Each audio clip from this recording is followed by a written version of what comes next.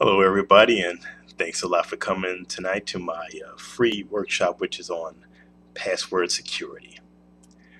My name is Raekwon Abdul Rauf, and just want to give you a little bit of a background on myself. I used to work for MCI WorldCom. I was in their fraud control and detect department. What I would do back at that time, this was in the late 90s, I would go through and I would monitor all the calls that would come across MCI WorldCom's network. That would be calls being directly dialed from the house, calls coming through calling card, from payphones into operator assisted services. That would be like a 1-800 collect at the time. Collect calls through the operator. Also, that would also include things like a third party call, and which would be calling the operator and having the operator call a different number of your choosing and asking them to pay for you to call somewhere else. As crazy as that sounds, that actually does exist. And also things like PBX hacking and voicemail hacking. PBX being the phone system for like hospitals or corporations or larger businesses where you may have multiple lines. One number you can call in, but you have multiple lines or extensions that you can reach other people to. I would have to monitor all of that type of usage across the United States and internationally too, to go through and find unauthorized or fraudulent usage and stop that. Now, today we're dealing with passwords, which is going to be over on the internet side. And one thing about passwords is that, well, they're important. A lot of people do not take it seriously. They kind of go nonchalant about it, make a password like password or ABC123. People, come on, you're brighter than that.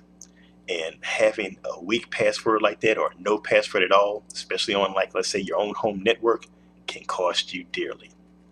Let's take, for instance, there was an example recently that you can find out at the University of Phoenix library about a person that was asleep in bed, as a matter of fact, and then, open up, FBI!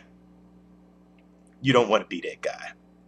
In his particular case, turns out that the FBI came to their house, came through and held them outside, and for questioning, took their computer and went through and checked out all the information, everything on computer, because they were finding child pornography usage on their network. Just so happens it wasn't them, but the fact was it was coming off of their network, and it was another person that was using their internet access to do these illegal transactions. And outside of that, there could be other illegal transactions that could go on as far as just human trafficking in general, very bad, drug deals, or trying to go through and hack other sites of businesses or the government. You having an insecure network enables these people to go through and do these type of illegal things at your expense. Another thing is passwords over on websites, like, let's say, Facebook, like out of social networking.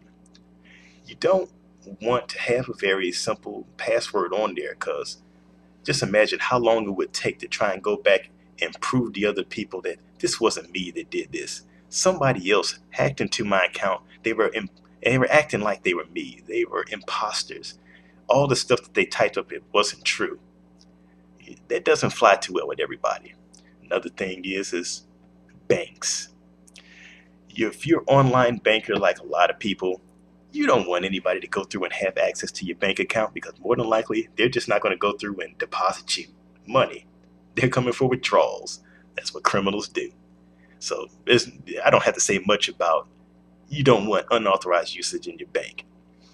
What you can do is you can create yourself a password for your network, a password for your banking or social media sites, secure. Get yourself a minimum of 8 characters and a combination of letters and words. A good thing that you can do that's very simple is, let's say if you do have a word that you want to spell out, substitute some of the letters for a number that looks like it. Substitute your L's for ones, your E's for threes. Your zeros can substitute for O's or vice versa. Very simple, and that can go through and protect your network. It can protect your websites and your information so you don't end up being that guy with all the people on the street staring at you, wondering why the FBI are there, trying to convince your friends, family, and your job, I didn't type these things online. You can protect yourself. I hope that you got a chance to go through and think about stuff that I've said today, and maybe you can go through and think of the things that you may not have thought about or haven't been doing, or that you are doing well already, and protect yourself better so that these things won't happen to you, so you won't be that guy. Again, my name is Raekwon Abdul Raouf. Thank you very much for coming, and y'all have a great night.